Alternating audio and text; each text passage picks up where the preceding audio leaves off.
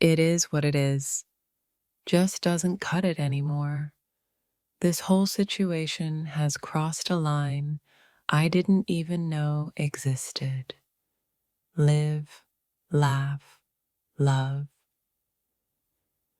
More like exist, sigh, and tolerate, because that's the energy I'm operating on right now. Thanks to you. They say everything happened for a reason, but honestly, the reason for this feels like a personal vendetta against my sanity. Remember when we thought this too shall pass? Well, it's overstayed its welcome by about a decade in my internal timeline. The phrase, good vibes only, feels like a cruel joke in my current reality, which is sponsored by stress and exhaustion. Whoever said, you can't pour from an empty cup, clearly hasn't witnessed me trying to navigate this dumpster fire you ignited. Hakuna Matata was a beautiful sentiment until I realized some problems actually require a whole damn army to solve, not just carefree ignorance. Just breathe is excellent advice until breathing becomes a conscious effort against the rising tide of my frustration. They tell you to find your happy place, but what if that place has been systematically dismantled and replaced with anxiety? Let it go is easier said than done when it is actively clinging to your last nerve with the tenacity of a toddler in a candy store. The universe may have a plan, but right now, my plan involves a significant amount of distance and zero tolerance. Be the change you wish to see in the world.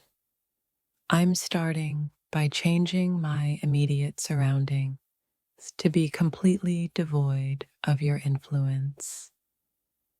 They preach about the power of positive thinking, but my brain is currently hosting a negativity convention with record-breaking attendance. You only live once feels less like an invitation to adventure and more like a warning about the limited time I have to endure this nonsense. Apparently, forgive and forget doesn't apply when the offense is repeatedly hitting the same raw nerve with pinpoint accuracy. Keep your chin up is physically challenging when the weight of disappointment is actively trying to pull my entire face towards the floor. They say the best is yet to come, but at this point, less awful than this would be a monumental improvement.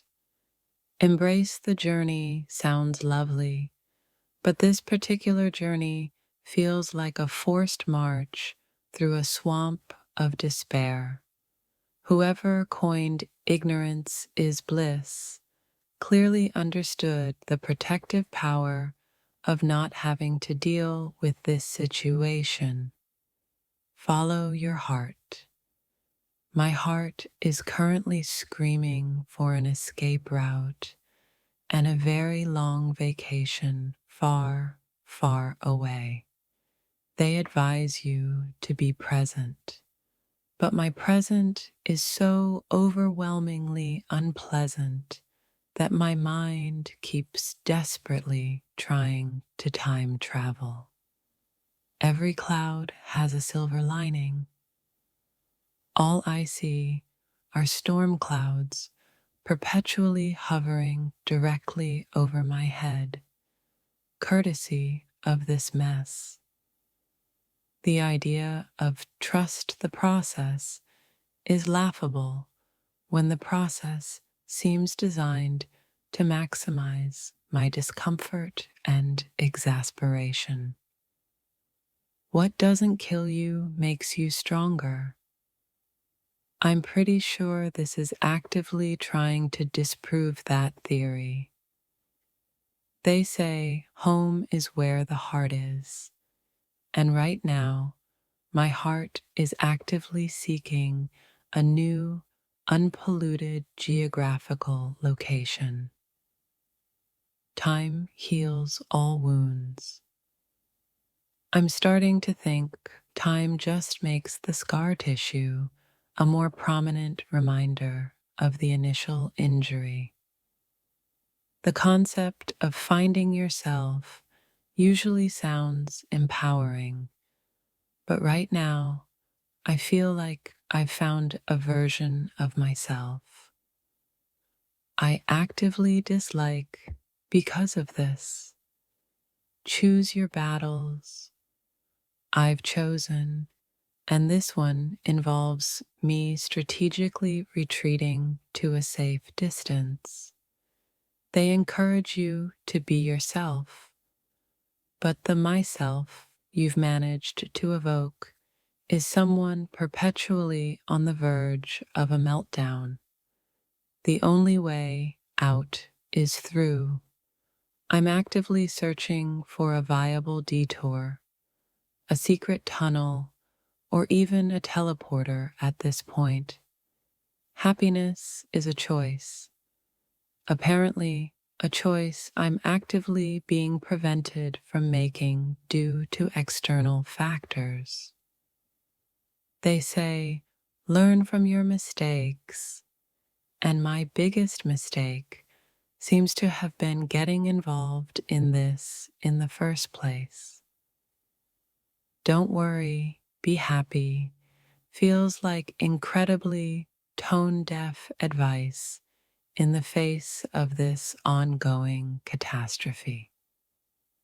The notion of living in the moment is deeply unsettling when the moment is filled with this level of frustration. You are the author of your own story. I'm rewriting this chapter, and you're getting a swift and decisive edit out. They tell you to count your blessings, but all I can tally are the mounting inconveniences and disappointments. When life gives you lemons, I'm not making lemonade. I'm demanding a refund and a different fruit entirely. The idea that everything will be okay feels like a blatant lie in my current, very not okay reality. Believe in yourself. It's hard to maintain self-belief when constantly confronted with this level of this. They say the journey is the destination, but this particular journey feels like a punishment, not a reward.